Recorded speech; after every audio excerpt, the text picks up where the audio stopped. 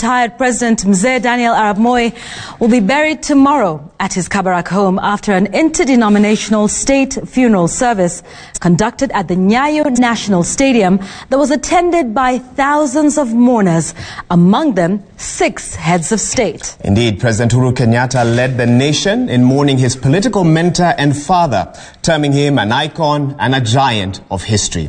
And as Francis Gachuri tells us more about this somber event, resplendent with military fanfare in memory of the country's second and longest serving president.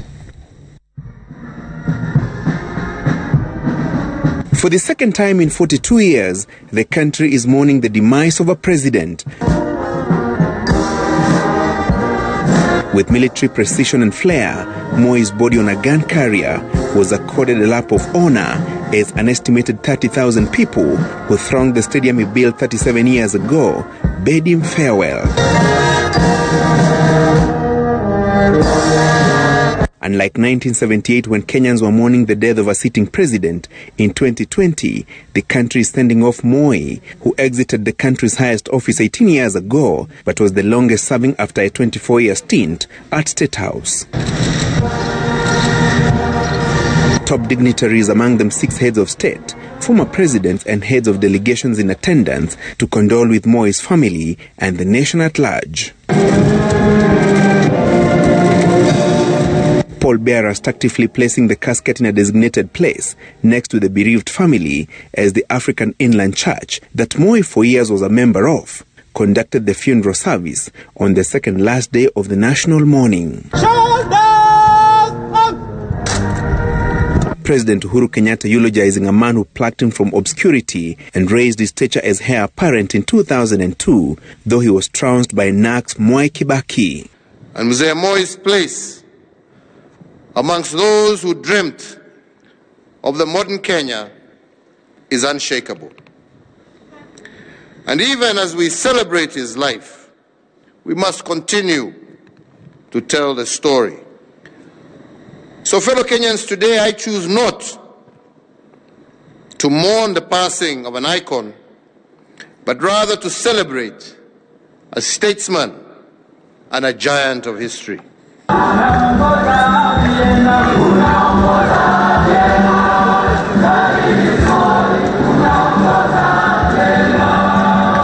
Moi hailed as a professor of politics whose mastery of the game confounded friend and foe.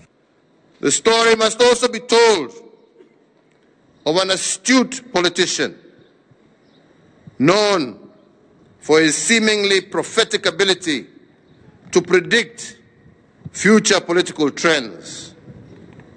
Many, including the late Jaramogi Oginga Odinga, likened his foresight to a giraffe. Moi went ahead without a PhD to become a professor.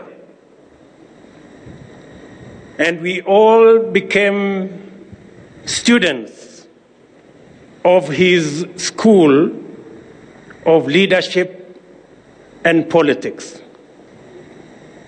a school whose motto was Fuata Nyayo. His mission was Siasa Mbaya, Maisha Mbaya. But to Moi's critics, he was a dictator who brutalized those opposed to his leadership style. In his 24-year reign, some citizens were detained without trial, others maimed, while a number lost their lives. That dark side of his history acknowledged. I was, for example, one of the victims. But he was also forgiving, like I'm also forgiving. And we made our peace. And we shook hands. And then worked together to give this country a new constitution. President Moi, being human,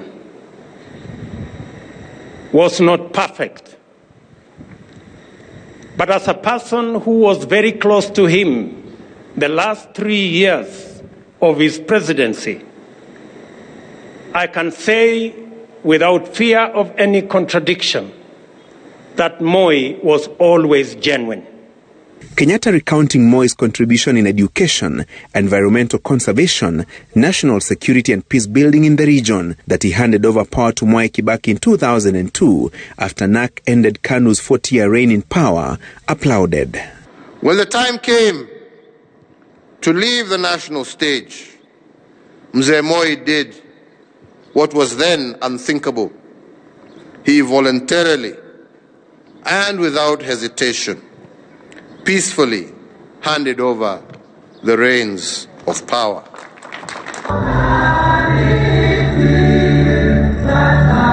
For 24 years, 8 months and 4 days, Daniel Arap Moi was Kenya's president.